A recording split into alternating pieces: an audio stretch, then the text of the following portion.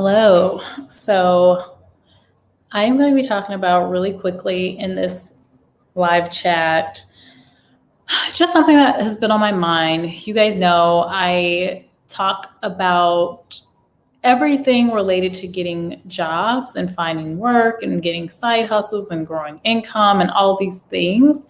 But I also have trickled in some tidbits about what to do when you actually are receiving your income. And I've been seeing some gaps in what people do with their money, especially Americans, and what we do with our money. So I want to talk about that for a little bit. Let me go ahead and let people know that I am live and share it out with folks. But I want to do this discussion because I feel like it is probably even more important than making sure people are getting jobs or bringing in income, but also what they're doing with the income that they're actually receiving. And hello, Barry, welcome. Nice to see you. Let me just share myself out in a minute. But yeah, I'm just finding that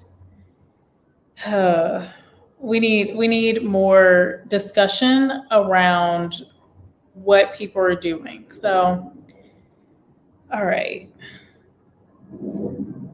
I just realized that I'm using this funny thumbnail of Kevin Hart. I make my thumbnail so far in advance for my live streams. So I'm cracking up the thumbnail. Hopefully people like it as much as I did when I saw it. Okay, so got this. And how are you guys doing? And Barry, it was nice to chat with you earlier. Okay, there we go. Live, let's chat. Okay.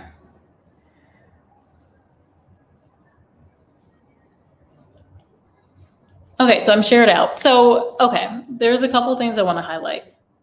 So the topic of discussion tonight is really why you should not be working for cash and instead you should be working for assets. So there's a few reasons why I don't believe people should be working for cash. So whether that is cash you're getting in your hand and you're going to hold it somewhere, whether that's on your mattress, on your couch, in a random checking savings account that does not really give you anything. It gives the bank a lot, especially if it's not even a high yield savings account. I feel like people really should not be spinning their wheels just to get hard cash. I know everyone says, like Dave Ramsey says a lot of the time, cash is king. I do not believe cash is king, because what happens to cash? What can you do with cash? What happens to cash in the future? So when you think about just working for money, no matter how much you're earning, if you're just working for the sheer thing of like grasping money, holding on to money, you're never going to have enough income. Because what happens to money? Well, when you have money, our dollars lose value. So if you think about the American dollars, and there's countries like Zimbabwe, Venezuela, who have had really extremely high inflation to where their money is worth zilt. But let's look at the US. So US inflation rate for 2019, it was at 1.81%. So it was a decline from 2018, which was great. But in 2018, the inflation rate was 2.44%. It had increased from 2017, and it's been increasing relatively each year. Now, we do have some periods where there's deflation, but generally we know that inflation is happening because when we go to a grocery store, and I know people have to be noticing it. I have pointed it out. I know people have talked about it in different live chats I've been a part of. You're getting less for your money. You can see it when you go to get a package of, I don't know, cookies, and you realize there's less cookies in this bag, but you're paying 5 cents more. That is how we're seeing inflation play out, or we're seeing it in the housing market. People are spending more money, for the same thing. So we're seeing this inflation play out day to day. So this is why I say, why should a person really just work for the sheer fact of having money and holding on to money? And even worse, a lot of people do spend their money, a big chunk of it, on liabilities. So what I want to bring to this chat is what are some of the things that we should be doing with our money? Like, we should not be working to hold on to money. We should be using our money to get things that will either grow in value or they're actually going to pay us money back. So what are some of those things? Okay. And then, before I get into that, I do just want to highlight that the estimated inflation right now is somewhere around 4.2%. So people have been, the government's been printing off money like, I don't know, like, I've never been to a strip club, but I imagine like this is what happens, right? So you're making the money fly, but what happens to the actual value you're getting out of those dollars? So that's the space that we're in right now. All this money printed, but we're getting less for those same dollars. Okay.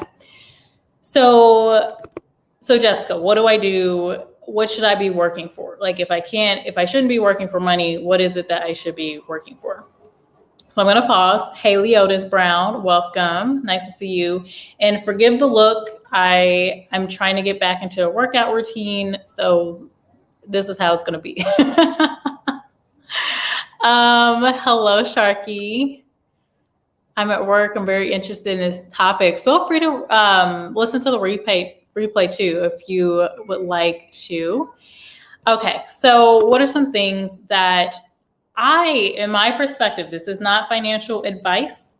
Please do consult your financial advisor if you want strictly financial advice. This is my opinion and what I try to do with my income that I get, because I don't like to just have money sitting in my checking account doing nothing for me. Like, nothing for me. Everything for the bank, nothing for me.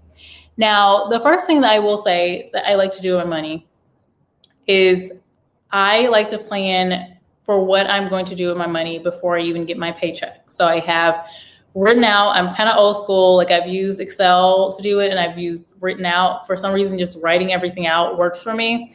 But having a budget to say, like, this is where my money is going to go. So that way when I get paid, I'm not just like, oh, let's go to Target. Like, I got money. No, I already have it planned. Before I get paid, this is where my money is going, because again, the idea is not to have money just sitting around. I'm not working for the money. I'm working because I want to use that money to turn it into some type of asset. So the first thing that I'm going to start with, because I think it is really important, is actually I turn a lot of my money into insurance for myself. So instead of just letting it sit in my normal banking account, I put a percentage of my money into a high yield online savings account. So I personally really like Ally Bank. And the great thing about those online banks is that since they don't have many overhead costs because it's online, they will offer higher interest rates. So for me, it's not really so much an investment. I call it insurance, because it's like a rainy day fund. It's like, you pay car insurance. You're not getting anything from that car insurance, but if something were to go down, you have money and you would not need to go to debt, which would be a liability. So that's kind of the buffer for me. I like to put a percentage of my income. Automatically, it goes to the high yield savings. So that's the number one thing, because I do feel like, and I've talked about it on the channel, so many Americans, I think when I last saw, and I was looking at stats, 76% were saying they're living paycheck to paycheck. We've watched on this channel in a prior video how even if you're making over 200,000, there's still a percentage of people saying they're living paycheck to paycheck. And it doesn't make sense unless people are not putting away insurance money for a little buffer. So that's the one thing. The next thing is definitely to set up some type of investment amount. So some type of percentage that you have in mind that you want to invest in. And I don't think that you should solely base it on the 401k, because the 401k you can't really touch unless you're maybe turning it into a property or you're at the age limit, which you can do it. But I don't want to retire when I'm like 65, 62. I don't want to retire in my 60s. I would prefer to retire in my 40s or maybe my 50s at the latest.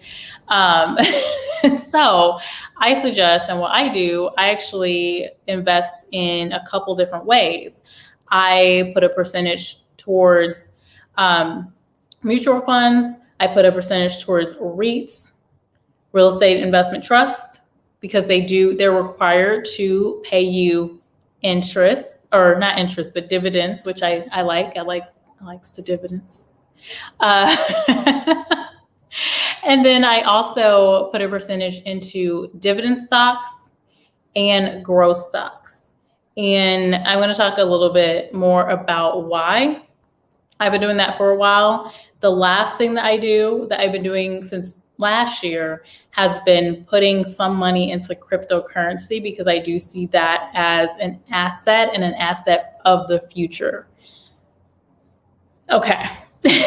So I would get started with mutual funds.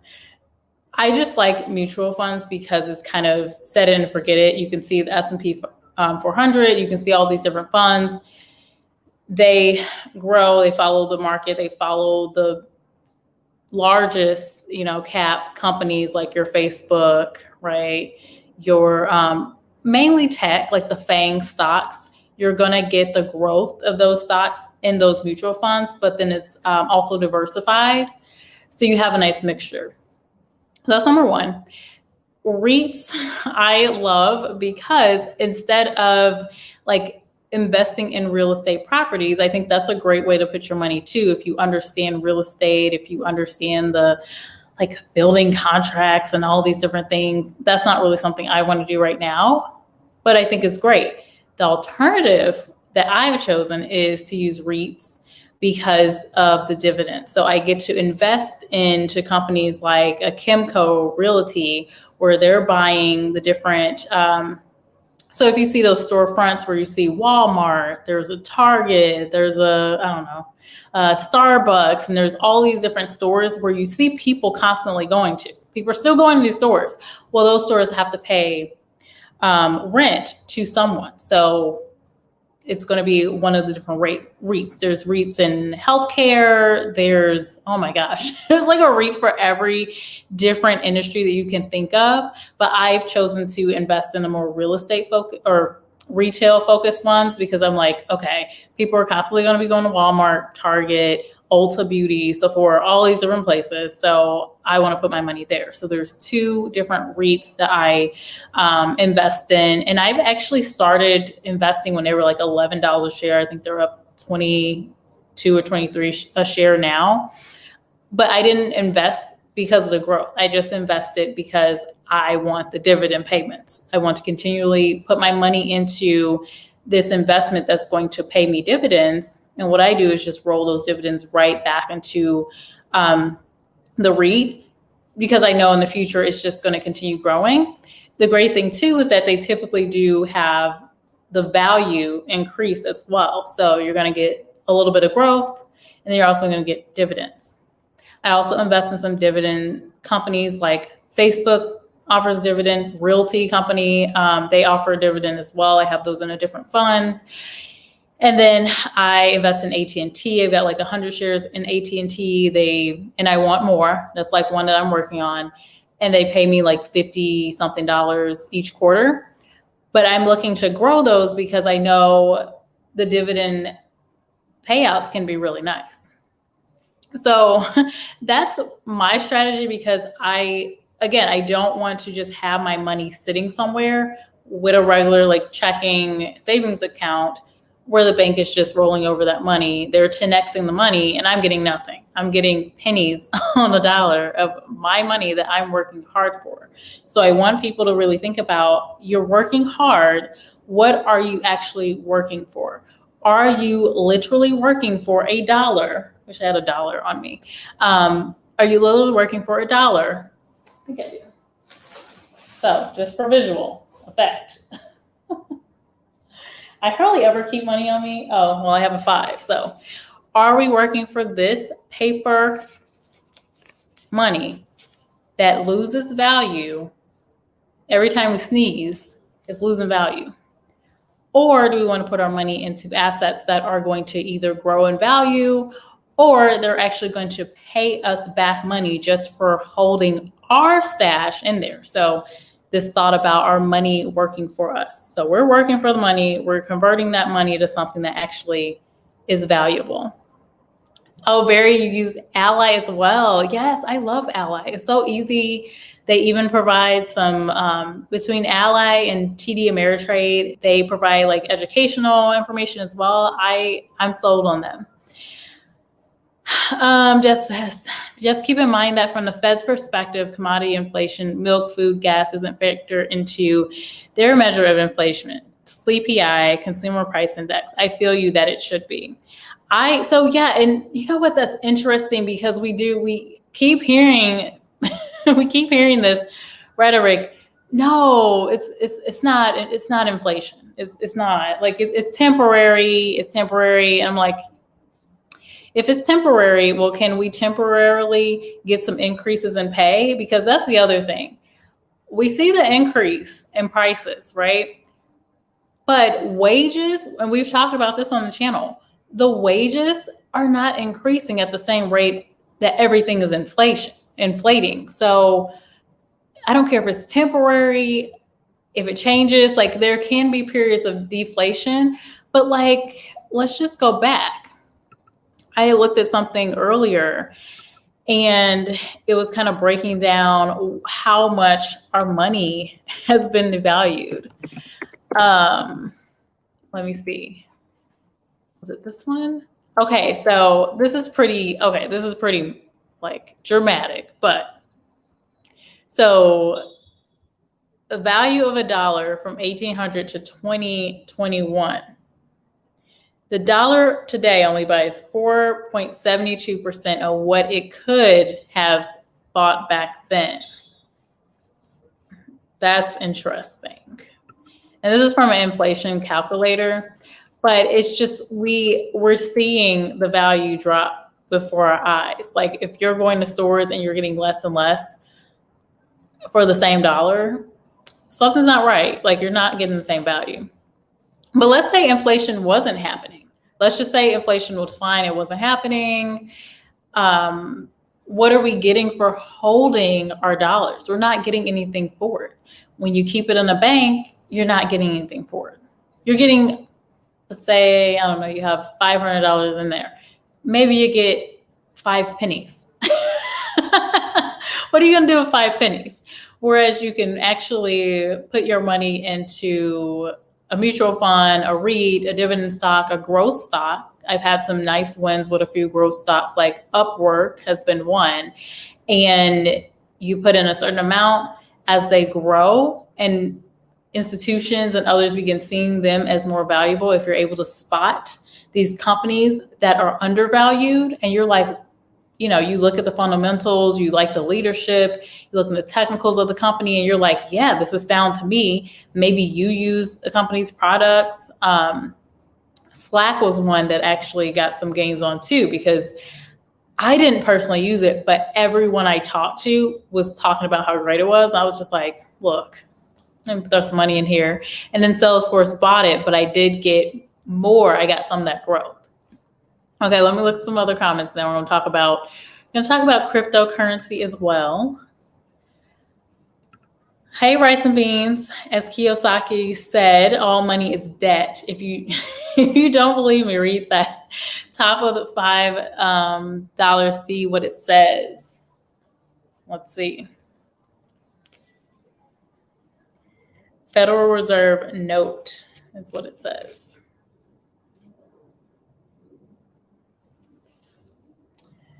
Yeah, I mean, you don't get anything for holding the dollars, except maybe, you know, money's dirty, so maybe you get a little dirt on your hands. I don't know. But yes, that's a good point. Hi, Natural Larissa. How are you? can buy land. I 100% agree, because the great thing about land, and once I'm ready to invest in real estate, which I've been thinking about it, I'm just like, ugh.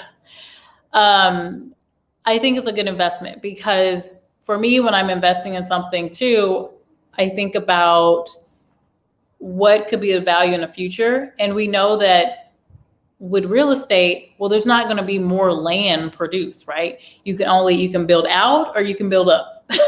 So what we have as land is what we have. And then in places like Italy, they're sinking. Like the land is going away.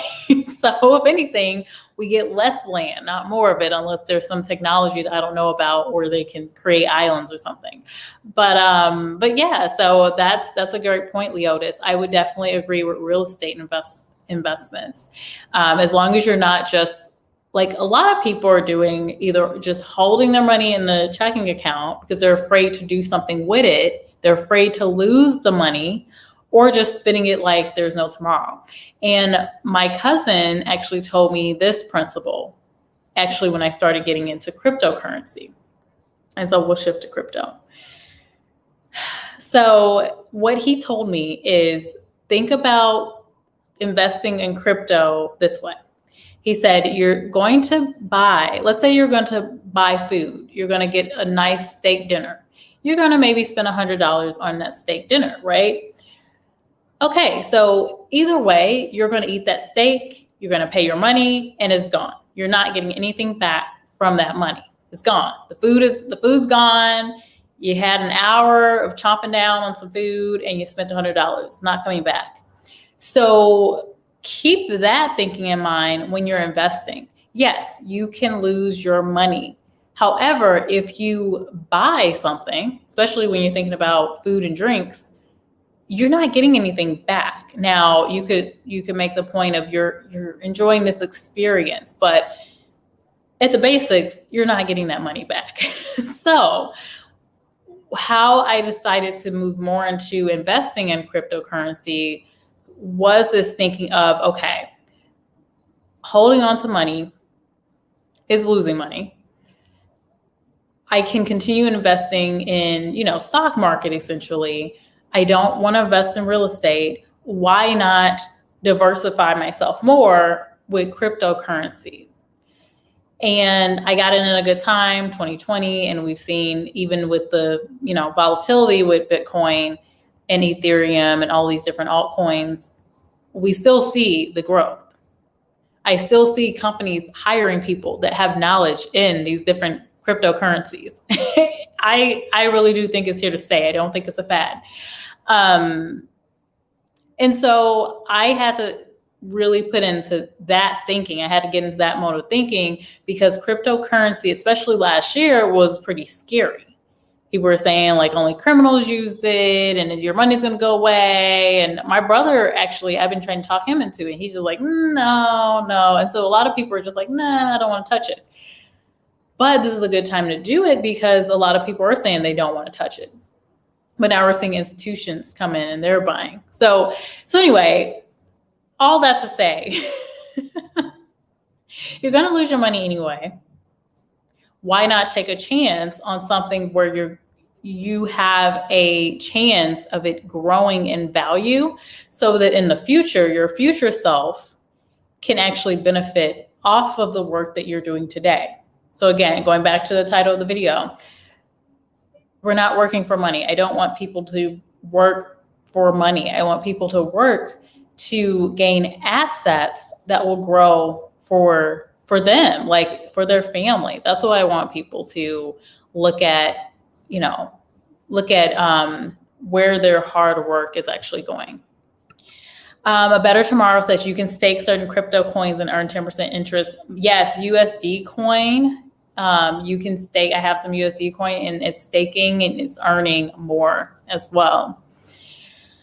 Gold and silver coins, not a bad choice either as a store of value. Great topic. I actually agree that gold, if you guys saw my short video, it was a TikTok. I was kind of making a decision between Bitcoin and gold.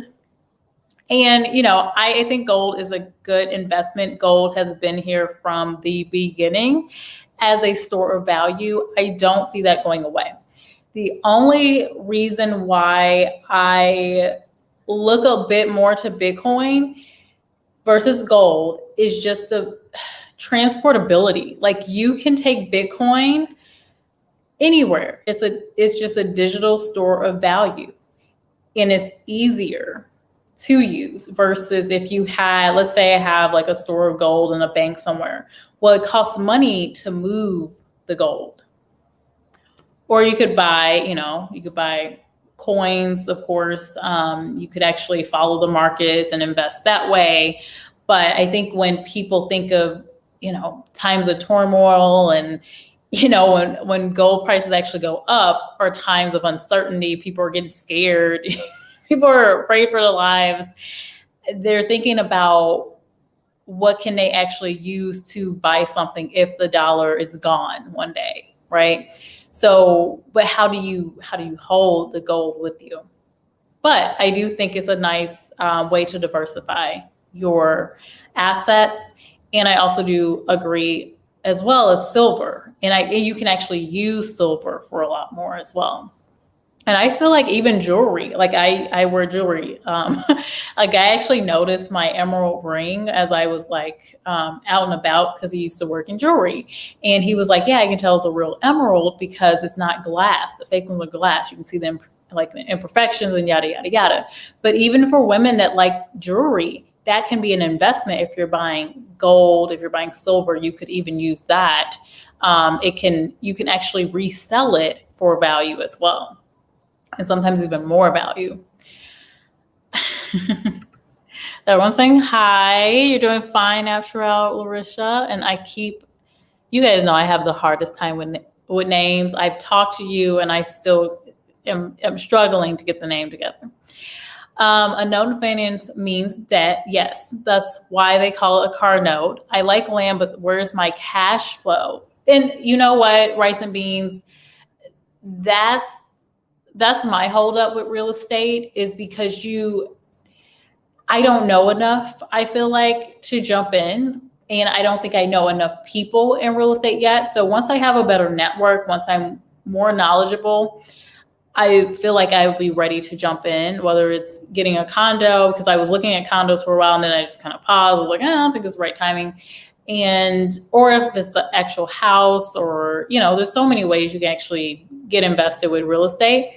But the great thing is that if you're knowledgeable in real estate, you can either get more value for your real estate at a later date, or you can also rent out a space. You can do Airbnb. I actually do know a couple people who have done Airbnb and have gotten income somewhat passively for their money. But there's also that piece of being like a landlord, the customer service. Do you want to pay someone do you want to pay a property manager? Do you want to take on your tenants and handling their needs? Is an older space where it's going to need more work and you're going to get more calls about something breaking, like all of that.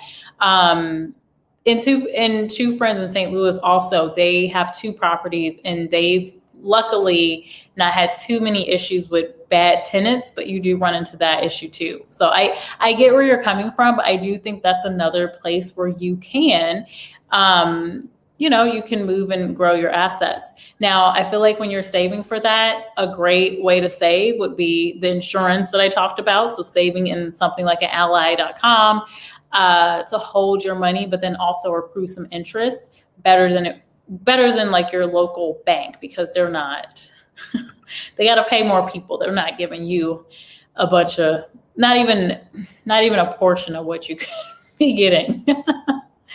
And I won't, again, Ally, like putting your money into an online savings is just so that you can get at least a little more, kind of more of a hedge on some of the inflation that's occurring with your money. But I don't think of that so much as an investment. I think of that as insurance of like, oops, something happened, I need some money. Whereas instead of me having to pay a bank to like have them loan me some money, I can just loan for myself. That's my mentality about the online savings. Rice and beans, a no in that sense. It's a loan. Currency is different. With real estate, the cash flow would occur if you rent it out. Right, exactly. Or it's just suggested REITs where you receive dividends. Yes, thank you, Sharky. And Sharky, if you would like to join the channel or the panel, let me see if I can put the link in here. And please do hit that like button if you are enjoying the content. Okay, so this is my invite link. Okay, so I'm going to throw this into the chat. If you want to come up and share some of your knowledge being in the finance space, please do. But at the end of the day, what I want people to get across with this video is just, again, the thinking has to change. Like, we're not just working to have money. We're not just working to get by, paycheck to paycheck, get our check on, Friday, and then we're out of money Monday. Like, that's the thinking I want people to get away from. I want people to set up insurance for themselves, so that high interest saving. And then I want people to start thinking about, what can I invest in? How can I turn this cash that's doing nothing for me and even losing value into something that can actually grow in value? So the other thing about Bitcoin specifically that really had me kind of buy in was a friend had told me about it, and I've been thinking about it for a while, and I was like, you know what, let me just go. Let me just do it. And then after I bought in, I talked to my cousin, and then I bought more. And so the thing that got me is just the fact that it's a limited resource. And the other part of it is that it's so divisible, because you can only divide money so many ways. But when it comes to Bitcoin, you can break it up into so many Satoshis as well. So it breaks down really well. And as I'm thinking about just how things work with companies like Square, Venmo, PayPal, everything is digitalized. People are trying to send money to different countries at a low cost. It really seemed to, like Bitcoin and other cryptocurrencies, it really seems to meet a need. People also don't generally carry cash. Like you saw, I was like struggling, like, ooh, do I have some dollars in here? So luckily I lucked out with, a little bit of something. I try to keep some cash on me because my mom has been harping on me about, like, Jessica, you need to keep some money, which I get. I totally understand her point. Like, if something happens, I will want to have at least a little cash on me. So I like the fact that there's a limited amount, because with gold, we don't know, gold and silver, we just don't know how much there is. So the more there is in the supply, it can be manipulated a bit more. Everything can be manipulated, but when you don't know, it's kind of hard to assess the value sometimes. So that's just my thinking. And so I was just like, let's do it. I've gotten growth from it. I'm looking forward to see what happens in the future. I am a long-term investor. And that's kind of what I want to end with, is that I think you should start with insurance. So the savings, high interest savings, and then really think about long-term, can you deal with volatility, right? Because the stock market has volatility, but not as much as the crypto world. So I would say starting with something like a mutual fund, then moving into something like REITs or ETFs or something that isn't as volatile. Then I would say, in my perspective and how I did it, then I moved to buying individual stocks, because I was used to seeing the ups and downs of a stock market. And I was better equipped to spot interesting companies. And you guys know I'm a recruiter, so I also was talking to candidates from a variety of companies, and it just broadened my horizons and helped me understand more about certain companies. And then I was able to kind of I would like note certain companies down, like, oh, I'm going to look them up later. And so I was able to invest that way. I was also able to invest with companies where, like with AT&T, I use AT&T. So I was like, well, I might as well get a chunk of the company and have them paying me back something. So that's kind of where things started with me with solely investing in stocks. And then I kind of moved into developing growth versus dividend stocks as well. So let me look at a few comments and I'll kind of move on here. Oh, you did see my my short. Thank you, Barry. I mean, I thought it was funny. I mean, personally, but I don't know if anyone else did. True, Sharky, but loans have to be paid back. Thus, they are debt. Otherwise, they will be called a gift. Yeah, I mean, let me go back to Sharky's comment. A note in that sense is a loan. Currency is different. With real estate, yes, yeah, okay, I get what you're saying, rice and beans, because here's the thing is that the American dollar, it's not backed by anything but the promise, right? In that case, this debt, we're issuing this, this note, the promise that the US can stand by that money, right? So that is the promise. And here's the thing is that we see currencies fail.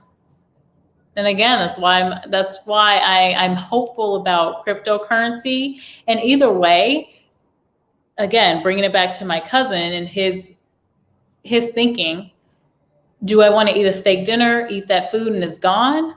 Or do I want to potentially invest in something that could be here in 5, 10, 15 years, 10x?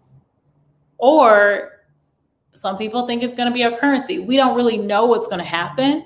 But at the end of the day, I want to be there. I don't want to be that person that's like 10 years down the line.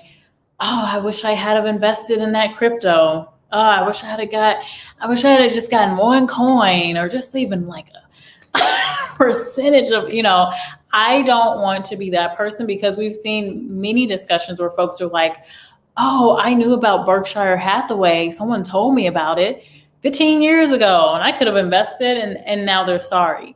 Or, oh, I could have invested in Amazon back in 1990, whatever, when I was like a baby. Oh, I could have invested and they didn't. And now they're like, oh, feeling sorry. So I don't want that to be me. I would rather, hey, take the L. If it's like it crashes and burns, hey, at least I was a part of it. Hopefully I will see the crash and burn. If that happens, I don't think it will actually happen. Hopefully I'll see it so I can get some money back. Real story, I actually invested in AMC stock. Little did I know. So I bought into AMC when it was like $6 because I was like, people will probably go back to the movies eventually. It'll probably go up to $10. I'll invest a little bit. And I had no idea. I invested a little bit, like not even, I was just like, let's just see. And then I'll trickle in some money whenever, when I see this increasing. I forgot all about the AMC stock until like the day before yesterday, people were saying like, oh, AMC. And so I looked and it was like, I don't know, $30 or something. And I was like, oh, interesting. And then yesterday I saw it had went up to 62 or something. And I was like, you know what, let me just sell a little bit and get a little money back because that pays for the stock that I bought and then some, and I get some gains. And I was like, I'll leave some in there just to see what happens. And of course, this morning, I see just the whole portfolio just red, everything red. And I'm just like, well, we'll see what happens. At least I got my, money. At least I got a little bit out of this. But just imagine people that really heavily invested in the meme stocks or the AMC stocks. So yeah, anything can happen when you're investing. I just say be ready to, see some volatility and also think about whether you're a short-term or long-term investor. So something that I'm struggling with right now and learning about is really setting an amount or a certain percentage of, growth that I want to have. Like what is the number for me that I'm willing to sell, or how long am I willing to hold is what I'm struggling with now. So that's what I would leave you guys with. And let me just look at some of the comments here. Sharky says, yes, the loan has to be paid back, but your currency doesn't. these currencies. I don't know, because here's the thing. When I keep looking at the inflation number and what happened in 2020, is unprecedented, because so much money went out, and now we have Biden talking about more money. I'm just like, where are we getting all this money? Where is the money? Where is the money? So we're going to have more money in circulation versus looking at a cryptocurrency where there's a certain, well, like Bitcoin. I'll say Bitcoin because not all of them are like Bitcoin and have a limited amount. But when you look at that, there's a set amount in supply that can be mined. And so the closer we get to that number, most likely the higher the value of Bitcoin will be. So personally, I think it's genius, because you can carry Bitcoin with you anywhere. You can cross borders, whatever, have it in your wallet, exchange to other cryptos. There are some places where you can use it as payment, but I don't think I would use it as to buy anything, because I see it as an asset. That would be like me, unless I needed something, I don't see myself doing that, but we'll see what the future holds. Yeah, the more I think about money, I see the value of Bitcoin. That's just my opinion. I'm not telling people to take all your money and put it in Bitcoin. I'm not saying that. I'm just saying to do some research yourself. And if it makes sense to you, put your money in some type of asset, whatever it is. It doesn't have to be Bitcoin. It doesn't have to be crypto. It doesn't have to be Ethereum. It doesn't have to be Cardano. It doesn't have to be Matic. It doesn't have to be any of them.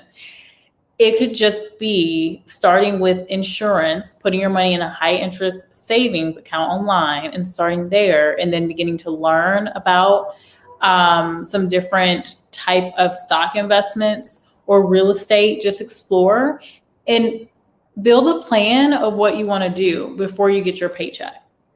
What I don't want people to do is to just focus on, okay, they've got a paycheck coming in, they got this money, they're spending their bills, they're living paycheck to paycheck, or they're just holding their money somewhere and not getting anything forward and not really looking towards their future. So again, I talk a lot about getting the job, getting, some side hustles, getting some additional income, but I wanted to take just the time to address what should you be doing and what are some ideas for you to take that money and put it into assets. We're not working for money, we're working for assets. Cash is not king, my opinion. Okay, give you a few minutes. Cool. Well, Sharky, when you are ready, just hit the link. Let me actually pin that. And hello, Teresa. Okay, I'm gonna pin this message. Okay. The more I research investments, the more I realize each vehicle has major flaws that makes me not like anything, but it's a game you have to play. Everything has a pro and con. Everything. The stock market has pros and cons. There's manipulation that happens with the stock market. There are times where if you invest in a bad company, bad leadership, it's some things are a little shaky and you're just going to take a risk. Well, you're going to be taking a risk and you could lose your money, right? Or a significant portion of your money. But it depends on what type of investor you are. You have to figure out what type of investor you are. Are you someone that is going to be more diversified? Or are you going to just be like, I'm all in, like the, what is it? That game that Robert Kiyosaki has where it's like Monopoly. And so you get to take risks and things and take chances. There are some people that play that game and they're like all in and they just, throwing their money everywhere. And hello, Partly Cloudy. I didn't see your comment earlier, but welcome in. Kiki says the concept of money is so weird. It's like imaginary. Well, it comes from the bartering system. So way back in history, we didn't have money. We had oh, you have cattle. I need one of your cattle, or what is a singular cow? I need a horse. I need a cow. Or I need some milk from your cattle. And oh, I'm a chef. I can bake you. Oh, you need bread. I can bake you some bread for the milk, and we exchange, and there you go. We just barter system. So equally, like whatever we needed, we exchanged with each other. So similar in the same way, but now we're using money. So what happened in the past is that they moved to coins, the gold coins or silver coin from there. And then in the US, our money was backed by gold. We had the gold standard. And then that ended, I believe, was it Reagan that ended that? Was it Reagan or Nixon? Sharky or anyone in the chat, keep me honest. But anyway, one of our former presidents said, we're done. We're done on the gold standard. But now our money is just, hey, the US promises you're covered. We got you. I owe you. I like the idea, Josh. You should just buy like X amount of IPOs every week. That way, the next Amazon 30 years from now, you'll own, it will be worth millions. So you know what? I actually do not ever, never, ever, I never buy IPOs. And the reason for that is normally when I'm looking at companies, I see how they start with their IPO and it's high price because there's so much hype around it. Everyone's ready and excited to buy the stock. Not every company, but over time, generally the price goes down and then up. So normally it doesn't just like start at a price and then just shoots up. Normally there's like the price, then it kind of goes down and it goes up and then it goes down and then it could shoot up, right? So I don't generally buy the IPOs just because I feel like it's slightly inflated because of all the hype. And we see how hype affects things like from cryptocurrency, the stocks. Elon Musk can tweet something about a stock or can tweet something about a crypto, and all of a sudden it skyrockets because of the hype. So it's all popular. Everyone wants in. You're still here, Larisha? Oh, thank you. Appreciate you being here. And hey, just Teresa. So I'm going to give it a few minutes. Let's see if Sharky wants to join. Oh, I didn't see there were more comments. Sorry. Hey, real brother. Shout out to AMC stock. Even the ups and downs is making several brothers rich. It is. I kind of wish I had bought more. I literally did it just because I was like, AMC, like, yeah, I could get to $10. I bought it at $6. I was like, I like to buy when no one else is. I like to buy companies on discount. I'm like, oh, I like this company. I even keep wish lists just to, try companies, and I see no one's in it, then I'm like, oh, I'll buy some. And then it goes up in value. So I normally, when no one's talking about a stock or everyone's hating on the stock or everyone's hating on this cryptocurrency, that's when I'll be like, swoop, I want some. I'll take it. But yeah, AMC stock definitely, it paid for my purchase of AMC and gave me a little extra. But yeah, I definitely wish I was one of those folks that was just like, I'm in, but I'm not that type of investor. I just don't think I can deal with that. I'm not going to just be like, yeah, I want 10,000 shares of this AMC stock, because realistically, AMC is not the type of stock I would normally buy. But I was like, it's cheap. I think people will start going to the theater once things start opening up. I know I am ready to go to the theater. So yeah, I thought, why not? Why not?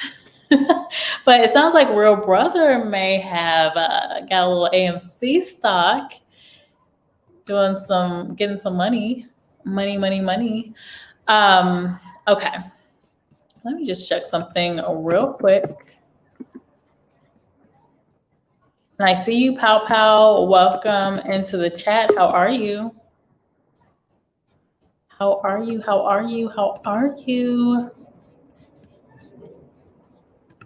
Okay. Oh, I think Sharky's in the chat. Let me go back to something.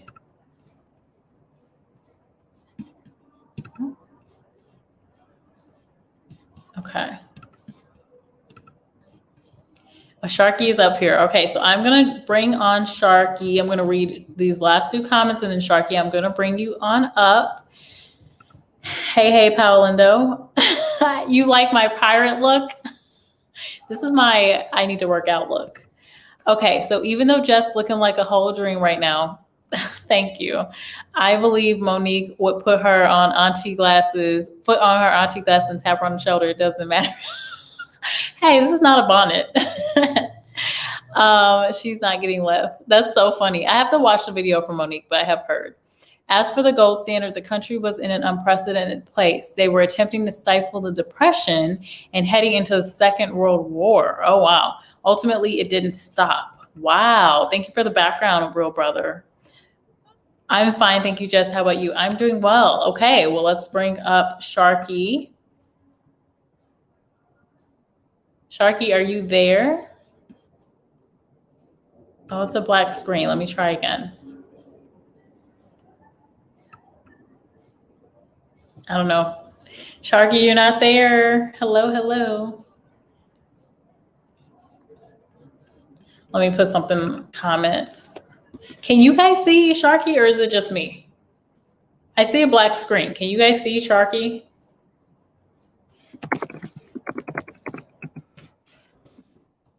Let me know. Throw something in the chat if you can or you cannot see him. Oh, he went away. I think something was happening with his phone. Rice and Bean says nope. Oh, okay. Pow saw black too. Okay, I was like, is it me? Okay, so Sharky's back. Let's see if this works this time. Hello, Sharky. Hey, there it is. Welcome aboard. How are you? I am doing well. I am feeling like, I don't know, it's just been a really short week. Yeah. So I'm just like, oh my gosh, tomorrow's Friday. What have I gotten done this week? Yeah, I hear you. Yeah. So what are your thoughts on the discussion so far? Very good. I liked it. Hold on, let me, I think there's an echo because it's delayed, right? I don't hear an echo from you. Folks in the chat, do you hear an echo? Let us know. Do you hear an echo from me? No. Okay. Cool. Well, let me turn down, I think because I have YouTube open at the same time. That's probably what it is. Oh, yeah. That's yeah. That's probably it. Pow can see Sharky now. Hey, Papa. Welcome. How everyone else? Lovely. Awesome. Yeah, no, fantastic discussion. I like it. And you're spot on with a lot of the stuff. And yeah, what talking about the gold standard, that was 1971, I believe. It was Nixon that took us off that. So, it's very controversial because, that was the idea is you have a hard asset backing the paper, right? And so, as you said, since time immemorial, gold is the one. It just has that appeal. It's shiny. It's people always, you hear. I think there's even some weird thing in the old time movies, and if you ever notice in the even cartoons where they bite a coin, I think to see if it's real, if it's like not a wooden nickel or whatever. You know what I mean? Yep. So the whole metallurgical thing goes back to our ancestors of time immemorial, right? To the days of it's just that just always had that. It's always had that very strong draw, and there's nothing wrong with that, and it's totally understandable. So there's a great line. I don't know if you ever saw the Eddie Murphy movie Trading Places, Dan Aykroyd. Crickets. You'd like it. You'd like it. It's really good. It's really, in fact, a lot of people, I've heard actually people who are traders on Wall Street, people I've worked with or whatever, who actually said they learned at least the beginning of their understanding of commodities and finance in general from that movie. Even though it's a comedy, it's really good. And the specific scene I'm referencing, basically it's like a scam. It's these two rich guys who own very rich guys who own a commodities trading firm in Philadelphia, right? Uh-huh. So they do a social experiment where they take one of their top traders, played by Dan Aykroyd, right? former Saturday Night Live guy, very funny guy, good actor, right? I'm sure you've heard of him at least. And they take him and they do a swap, and they take Eddie Murphy, who's like a guy on the street just trying to hustle he's like a hustler trying to make a couple bucks. He's like homeless or whatever, you know. They take him off the street and they trade them over like over a very, let's just say a very minimal bet. That's probably one of the jokes of the movie. I don't want to ruin it for you. Wow.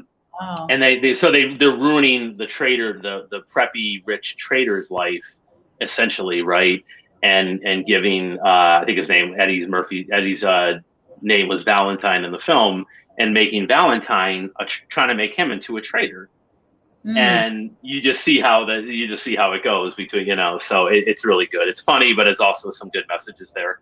And there's like, but one of the funny scenes early in the movie is that they're talking about they have like his first morning at Eddie Murphy's Valentine character, his first day on the job, right? They're showing him some of the ins and outs of what they do, right? So they have like a whole bunch of stuff on the table that you would say, well, here's your cocoa, here's your sugar, here's your wheat. You know, these are all commodities that are traded, right? And then they get to orange juice, right? And then they get to gold. They say, well, the difference is the gold is it doesn't grow on trees, right? Right. So you know, rice and beans. I love you to respond to this one. So he says the problem now with the gold standard is that the gold is no longer finite because it actually can be made in labs just like diamonds. So you'd be backing something non-intrinsic with something else non-intrinsic. Yeah, I'm not sure if synthetic gold has the same. I mean, I think it's like synthetic anything else. I could be wrong though. Right? Rice and beans might be onto something.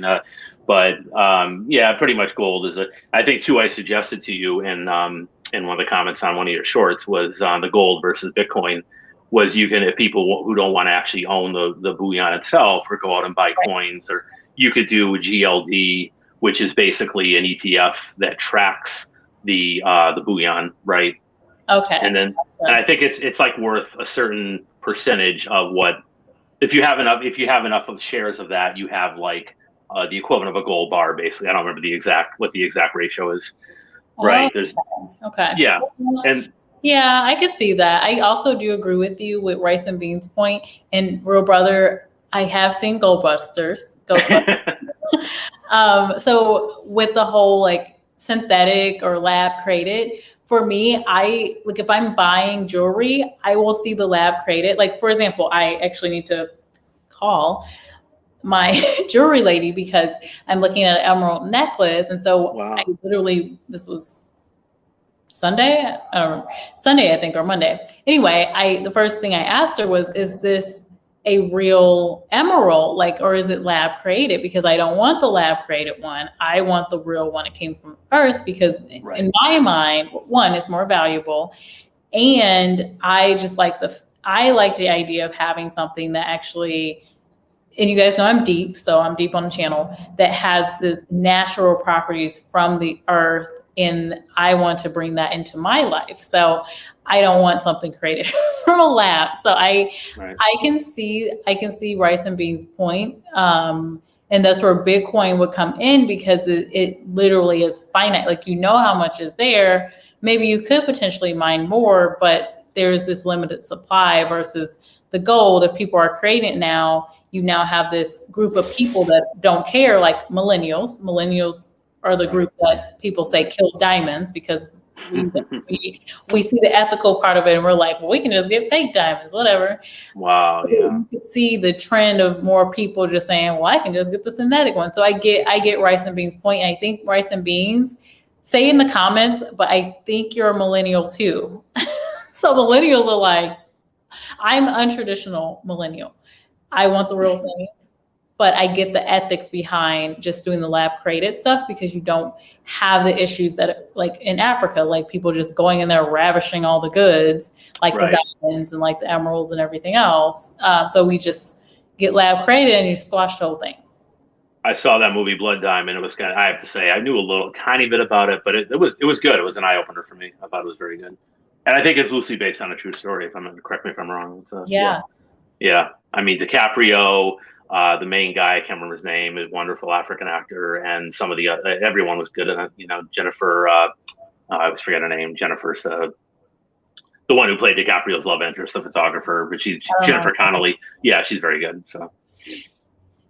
So next point up here is rice and beans is saying great discussion. I think the synthetic argument depends on the product. For example, could an actual island be sold for the same amount as a man-made island by some billionaire? Yes, Yeah. You are a millennial. I knew it. Well, it's funny you mentioned that because you brought that up earlier too, Jess. I think about the what if there was a way to create more land? They're actually doing that, believe it or not. They're doing it. I think in what is it, Dubai or one of they have this whole. They were selling real estate property. I think mostly residential, maybe a little bit commercial. They created an island. I think it was on 60 Minutes a few years back, and it's crazy, right? I don't think I'd want to live there. You probably wouldn't want to live there. It seems like what if it sinks? I would have the most basic concerns that most people probably would, Yeah. But apparently they sold out, and I don't know how it's doing now. I haven't really keep up with it, but that's just crazy, So yeah, I guess theoretically there is a way to create land, at least with the way they're doing it over there, Wow, that's great. And then we also have the 3D modeled houses. So oh yeah, it's crazy. It's like we can essentially create anything. Wow. Yeah. That even thinking about land now, that pushes me even more into Bitcoin because I'm like, well, yeah, you gotta mine it. Right. Well, that's what's driving the price up, right? That's like you mentioned one of your shorts, and I agree that it's because someone else brought up too that because it's finite. That's the supply and demand, right? Which often is usually the main driver of price anyway. So because the supply is so relatively low at Bitcoin, at least right now. That's why it's the richest. It's the daddy. I think it's the oldest anyway. Correct me if I'm wrong, but that's why it's the big daddy of crypto, right? But it also has the lowest circulating supply, so it makes sense that it's valued. The market cap is what it is, on the price. Yes, and it's the one that doesn't have everything else on top of it. Like Ethereum is okay. We can build these contracts. It's faster, but now we have Cardano, which is cheaper than Ethereum. It's just like. Every time it's like something else building off the next one. And so it's kind of like which one is going to solve the issues. But all of them can't. There can't be just one coin that just solves everything. So that's why we have these multiple projects where their goal is to solve either a couple issues or this main issue, which is why I'm loving, I bought into Ethereum, I bought into Cardano, I bought into Matic. I ended up buying into a few others, but those are the three that I'm biggest on outside of Bitcoin. Bitcoin, I would say I probably would never sell. I'm just gonna hold it forever. If it is a pure value, why would I want to sell it? I'm just gonna be one of those old people oh yeah, my Bitcoin.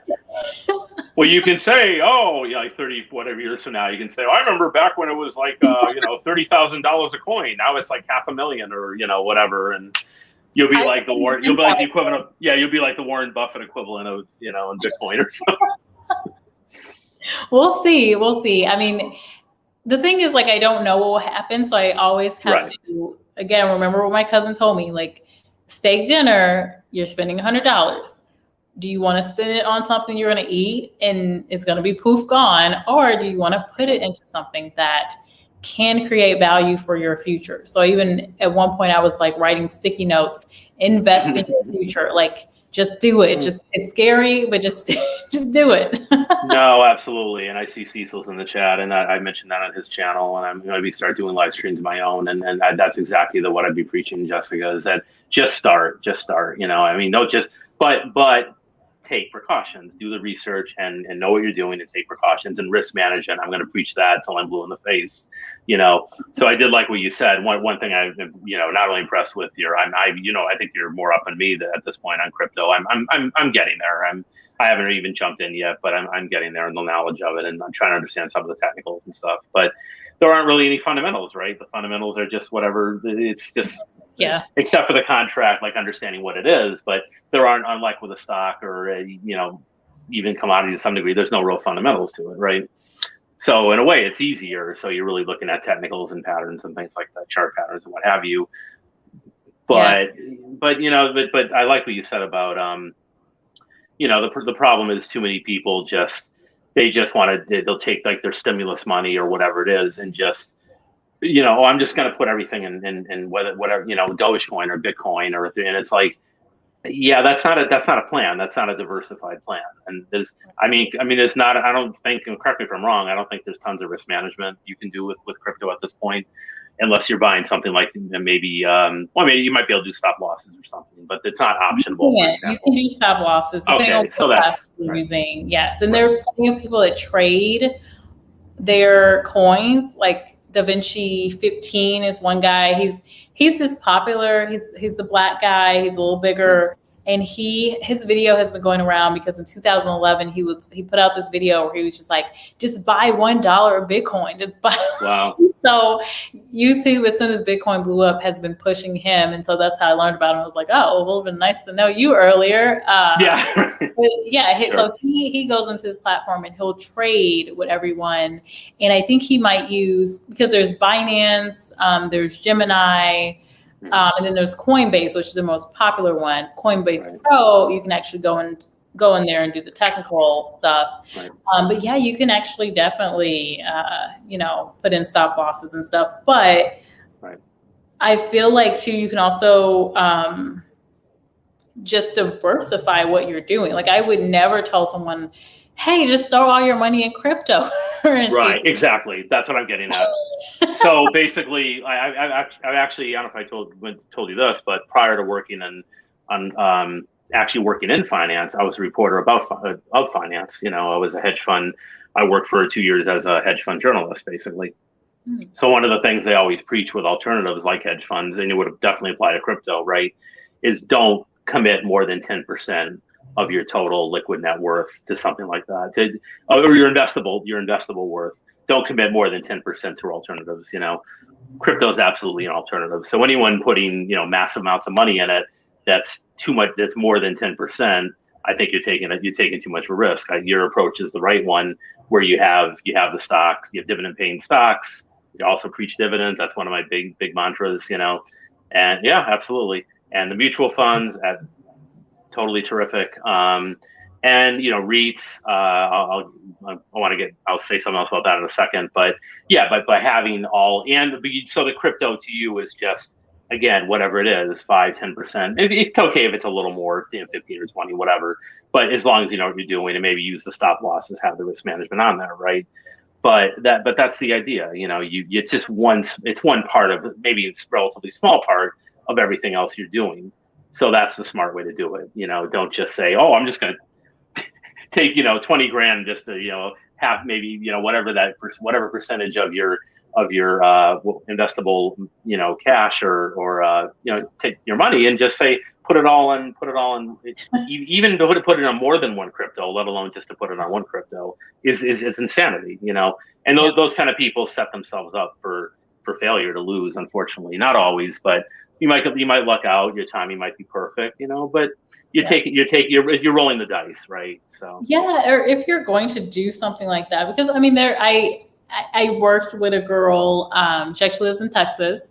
When I was working with Nestle, and she told me about her friends who the husband put a bunch of money into Bitcoin, but I don't think it was all of their money.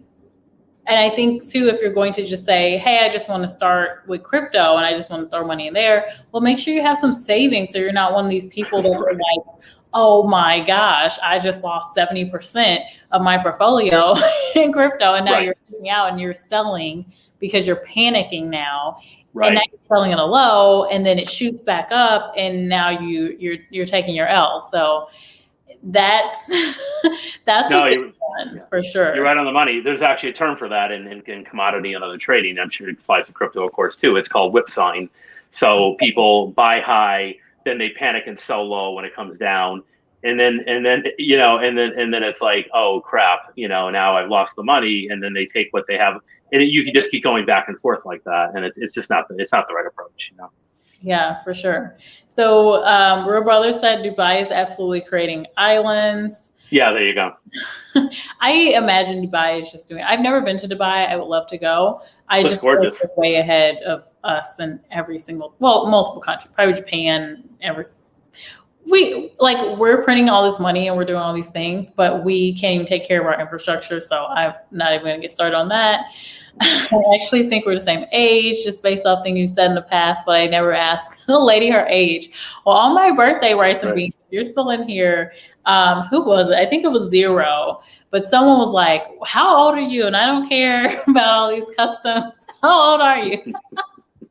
I was like, that's hilarious. I'm like, I actually thought, I was thinking you maybe were a borderline Zoomer, but you said you're a millennial. So, okay, I have a better idea now. I'm millennial. Can't take it from Okay. like, I'm on the cusp, but I am still a millennial. Wow. Okay. No, that's great. Yeah. So the inflation isn't coming. It's already here. Definitely. I've been talking about it. I mean, here's the thing. Like, you cannot go to the store, or you can't, like, there's certain things you can't do, and you know it's there. Because I even noticed with the fruit, you go to the store, you get fruit, and then it's smaller. I'm like, so you think we really don't notice this? Yeah.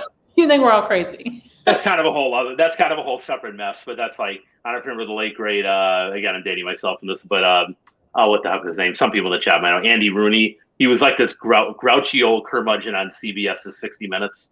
He'd always be on at the end of the show. He'd have for like 5 minutes, 7 minutes, and he would just, why do you get less cereal today than you did 30 years ago in the box, And it's like, well, see, it says it's packaged by weight, not volume, and that's not how they used to do it. And he's so funny. It was like, you would have loved him. You could probably find some of the old clips on YouTube or other places if you're interested. But I think they need to bring someone like that back though, because he kind of was that voice of reason on a serious note, and holding these companies.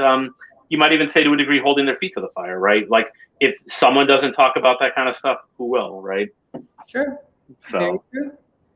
Well, the thing I was just gonna jump in about REITs. You're right on the money with those. My mom actually, and she remarried after my dad passed a couple years ago. She remarried, and this guy loved REITs. He's gotten her more into REITs. One of the things they do you might find interesting, and maybe you didn't mention that you didn't differentiate, but maybe it's something you already doing, which I would applaud even that much more. I think he does a lot of and he's gotten her into like private REITs, right? So if you get the right investment advisor, you can get a private REIT. The idea, it's kind of almost like so when it eventually, there's no guarantee, right? Like most things in life, no promise. But the idea is if it IPOs, when it does, if and when it does go public, that's when you really make the money, right?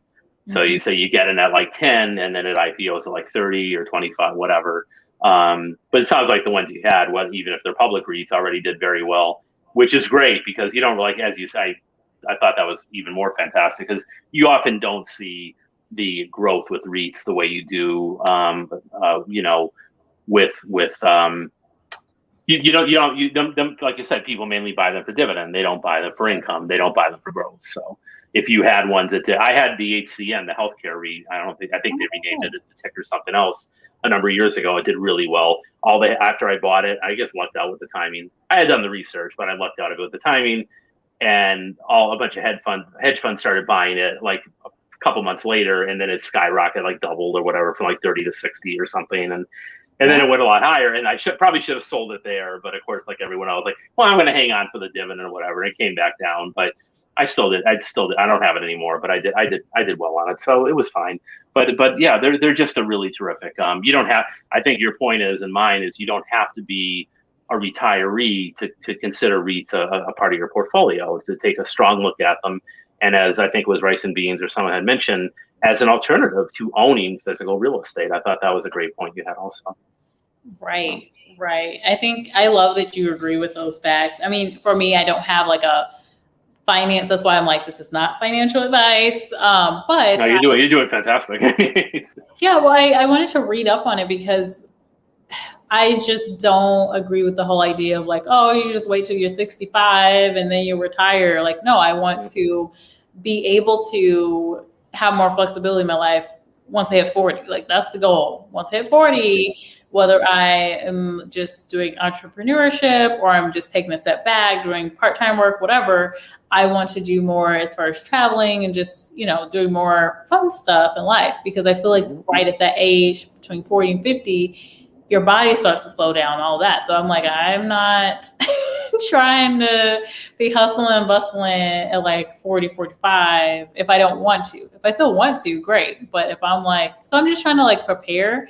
So yeah, I haven't bought into that whole, yeah, you just work, work, work. And then when you get 65, you can live your life. No. Yeah, no, it's a fantastic point actually, and I was just going to applaud even more on it. In fact, I remember I was this woman, who was a friend of mine. It was a few, she moved away, kind of, but it was quite a few years ago. But that was always her mentality. She would travel like a mad woman. She would save up, and that's all. She didn't really invest in it. She did a little bit. So I think she was buying. She was from Trinidad originally, and I think she bought some land there and had a couple other things. But she wasn't big in the stock market or commodities or anything like that, right? Or REITs. But what she always stressed was she'd always be going on vacation. She was a nurse, so she'd had she had been a nurse for years, and I think still is. So she had accrued a lot of time, right? So her thing was travel, cruise. I don't know how many different countries she's been to, but it's like, where in the world is Carmen San Diego? You know what I mean? But, and maybe I was a little bit jealous, but I was happy for it. But, one thing I said is like, well, my thing is like, sometimes, the money might not be there, or you may not have the time because of work or whatever. She was fortunate to have both. And she said, well, the way I see it is, I want to do it now, because if I wait till I'm 65, 70, whatever, which is what you're saying, right? The future's not promised. And she had a point, I may be too old and frail. I guess she had a couple aunts who didn't live as long life as they arguably should have, sadly, and started to get ill, and maybe in their even late 50s or in their 60s, not even 70 or 80 or whatever, Wow. And she was like, yeah, I'm gonna go do it. Some people might flip the script on that and say, oh, that's really hedonistic, and you're wasting a lot of your money on all these cruises and flights all over the world and hotels, when you could be investing it. But I totally respected her point. First of all, it's her money; she can do whatever she wants, right? Yeah. And second of all, but I think you find a balance, right? So what you're doing, what I like, is you have a game plan for saving and investing now that'll help finance some of those vacations and stuff.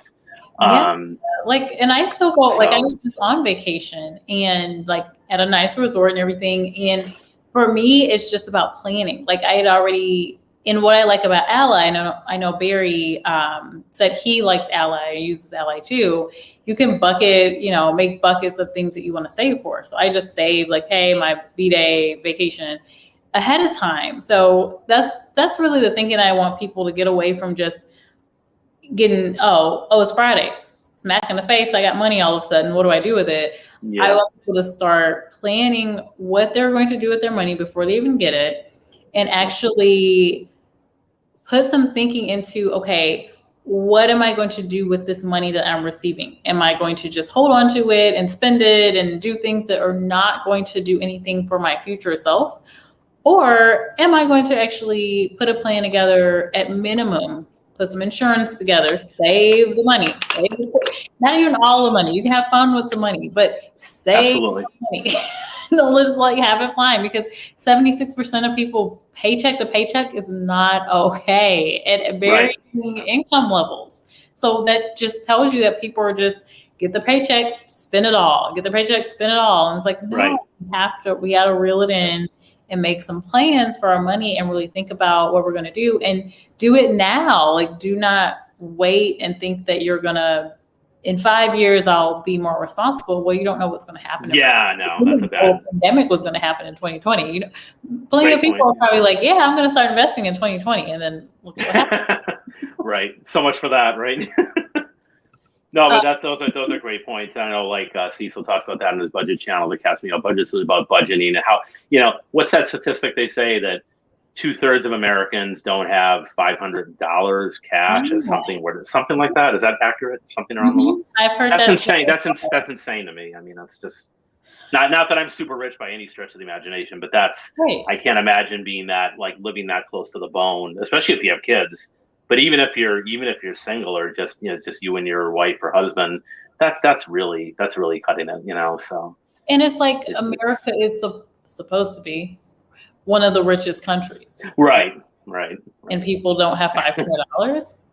Right. If something were to happen, I don't know. So no, there's a disconnect there somewhere. Absolutely, right. Like maybe they're talking about the economy or the Fed or the Treasury, but individuals don't nearly have enough and don't, and that's why the payouts were necessary during the pandemic to, people do need the lifeline when they need it, but not to say you let people abuse it, but sure. I mean, that's the problem. I mean, if someone only think of it, someone only has $500, they can, if or less, for an emergency, and then all of a sudden they lose their job, then what? It's like, Right. I mean, yeah, I mean, it was scary. Sadly, some people did lose their homes or or whether they owned or if they rented, were evicted or had to go somewhere else, move in with family or friends, and it's unfortunate. It shouldn't be that way. So.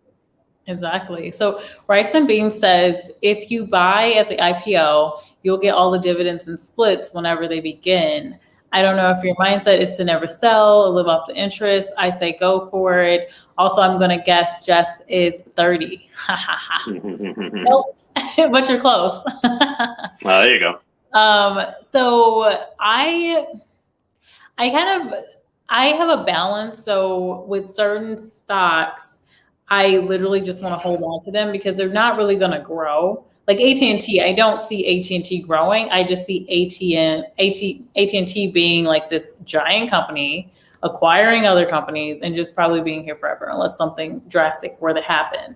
But I think they're in a good space. Like telecom, we're always going to need telecom. Yeah. So they're one that I'm just like, yeah, I'm holding on to forever. The REITs, I do think we're always going to need some real estate because people are going to want to go and do something. We like entertainment, even from the beginning of times, like the kings and queens, they've had people entertaining them. Yeah. So we're going to get out of our homes and we're going to want to experience something, and we need space to do that. So I hold on to them, and those are like long-term, probably never going to sell. I just want the dividends. So, but then there are other companies like the Slack, the Dropbox, the Upworks that I'm like, okay, once it hits this amount, I'm going to sell. Whereas there's others where I'm just uncertain. I just want to kind of ride the wave. I bought some Square stock when it was very low. I bought some Snapchat when it was low. And I didn't expect Snapchat to do anything. I just was like, hey, I'm using Snapchat. I knew someone that worked there. He had gotten a bunch of stock from the company. I was like, oh, I'm gonna get some stocks. And this was like back in 2016 or 2017 or something. Wow. That's brave at that time because the company wasn't even making money at that time, I don't think, right? Maybe revenues, but not profits, right? It went down. You don't have the top line trickling down to the bottom line, so the price is going to fall, right? Yeah. Yeah. I just like, I'm also not a person that's constantly looking at my portfolio. Like with AMC, I did not know about what AMC was doing. About $6, I was just like, yeah, we'll see. Maybe get to $10, whatever. And I didn't know until everyone was talking about it on YouTube, and I was like, oh, what's going on? And then everyone was like, oh my gosh, AMC. And I'm like, oh, that's cool. Like, I don't get super excited about it because I was like, oh, okay, well. No, it's great though if you got it. I actually didn't get out. I hesitated because I was like, well, I think the one day it shot up last week. It was like 20, 30, 15 or something percent in one day. I'm like, okay, wait for a little pullback, and then the next day and then I guess yesterday or whatever, the day before, it was up like 100, like doubled, right, from 30 to 60. You're like, okay, now I gotta wait for a pullback. I'm not gonna jump in it because that's not my. I'm risking. It's not normal. It's not normal, and and if you saw, in fact, one of its competing meme stocks, I believe it was BlackBerry. It was about big yesterday, and today it came in like 15%. So again, they're almost. I account to some degree equate those to crypto because they're just so volatile and they're all over the place. They're manipulated, as that's a good word you used. And you just don't know if you're going to win.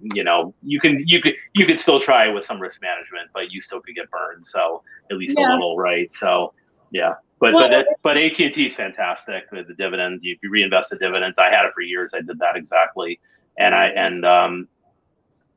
but something else you said that I like what you said a couple minutes ago about the about taking some off the table.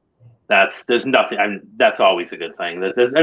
Put it this way, there's nothing wrong with it. It kind of feeds into there's a mentality in casinos of, I think it's also game theory of stop win, right? Everyone talks about stop loss, meaning, stop the bleeding, right? Like a tourniquet, right?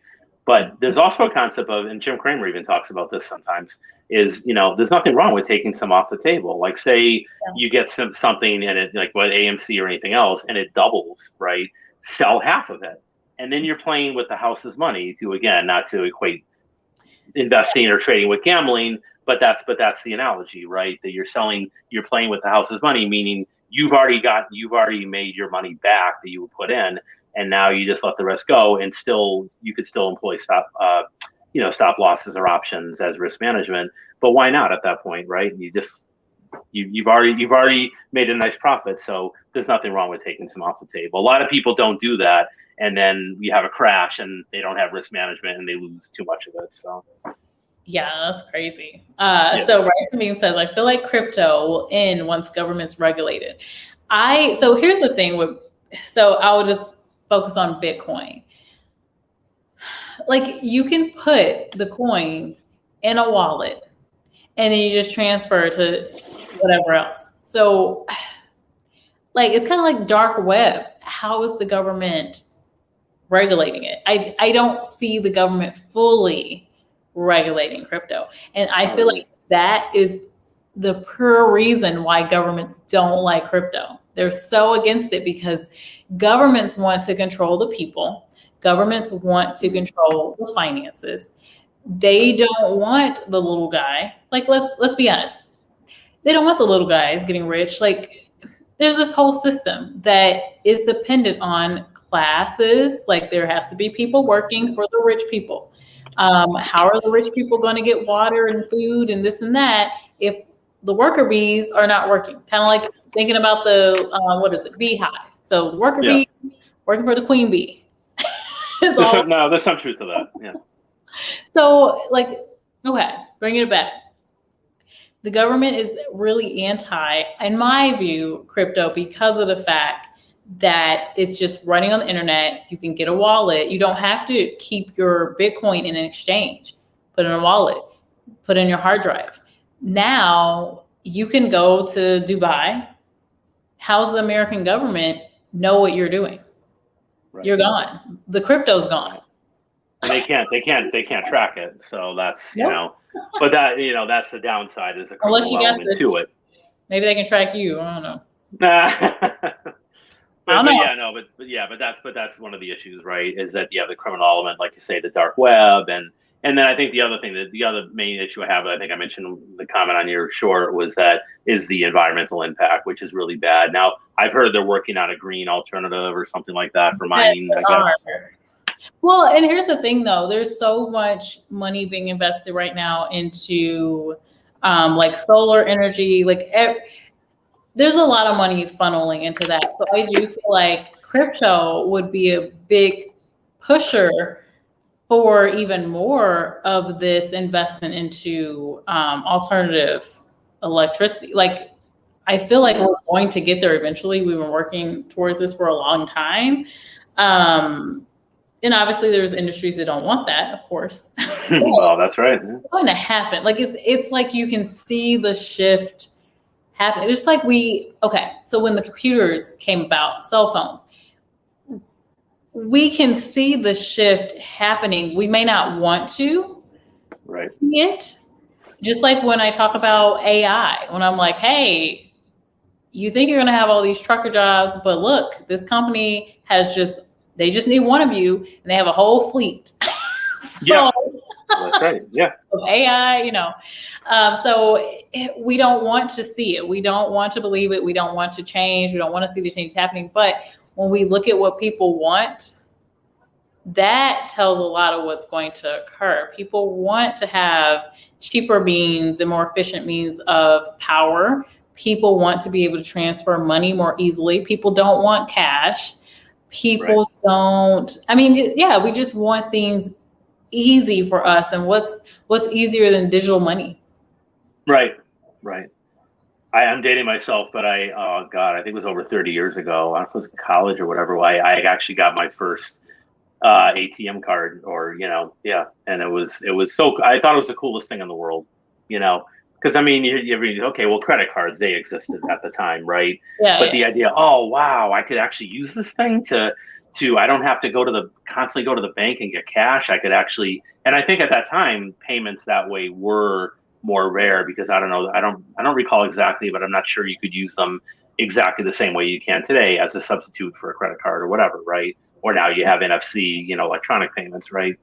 Mm-hmm. But I thought it was a cat's meow. I was like, oh, this is awesome, man. Like, you mean I don't, it's like, I don't, here's the biggest thing. The biggest thing at that time for most people was, oh, you mean I don't have to go to the bank if I want to get money, I don't have to go to the bank during the hours that they're open. I can go there at, 3 a.m. or 8 at night. That's awesome, So I guess so. The whole thing with crypto, it's taking that concept to another level, right? But it's the same kind of, you're getting that kind of sense that it's decentralized, like you say, it's totally electronic, and yeah, I mean, I do think it has a future. I agree, it's not a fad, but yeah, I think it was a fair point of rice and beans that the government could try to regulate it at some point, and that's when you would see a big correction in the prices. So Yeah. that's why the risk management is necessary, because you just never know, right? Yes, I agree with that. I think we've got a little bit ways to go for that, but who knows? Who knows? And then, of course, the governments want to have their own coin. Well, yeah, let's face it. If they could find a way to monetize it, that would be the cat's meow, right? Right, exactly. And hello, Brian, welcome in. I think I'm going to close things down, but it's so nice to see you. Definitely hit the replay. Sharky is my guest tonight. He's been providing some insight into finance. He's had years and years. You said 25 years? Yeah. Okay, 25 years of finance. Well, I think bonds 25 years, but yeah, stocks, options, ETFs, I've been over 20. And mutual funds probably close to 25. Yeah. So.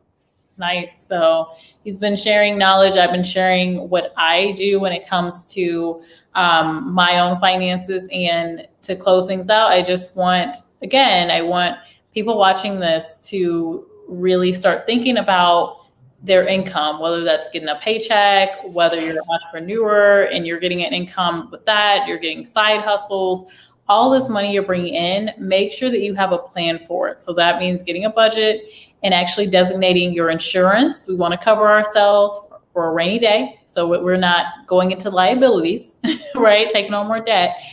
And then we want to start building for our future. And that means actually converting your money into the assets. We don't want the money. Money is trash to me. I don't want to just hold a bunch of money. I don't want to just hold a bunch of cash. We looked at this. We looked like it's just paper. Like you rip this up. Like no, don't do that. Don't do that. It's not doing anything for you. But what we want to do is convert this when we get our paycheck and take this and get an asset that is either going to grow in value for us in the future, and in the future if we have kids, and it can grow for those kids and all of that and build a legacy, or we can even actually convert that to something else in the future. Maybe it's growing in value, like a Bitcoin or gold, or maybe a growth stock. Or again, we're getting something back, whether that's we have real estate and we're getting rent money back, or we're investing in dividend stocks or REITs and we're getting dividends, something that we should be getting back in value versus just holding cash. Cash is not king, cash is trash. Well, the only psych, I overall agree with you. I think the only psych I think when a lot of people say cash is king, at least in Wall Street world, they just mean liquidity. They just mean make sure you have stuff. Now, obviously, something like real estate, you can't just turn around and sell it whenever you want. You don't have daily, intraday or daily or whatever liquidity, right? But they just mean like, oh, if things say the market starts correcting, I want to be able to get out one way, either whether it's stop losses or whether it's options, put options, whatever whatever it is you might have. I just want to be able to convert it, to cash and then reload again later down the line. Yeah. But overall, your point is fantastic. That so that's the way they look at it. But I think the way you're trying to get the audience to look at it, and I agree with, is to say, don't just hoard cash.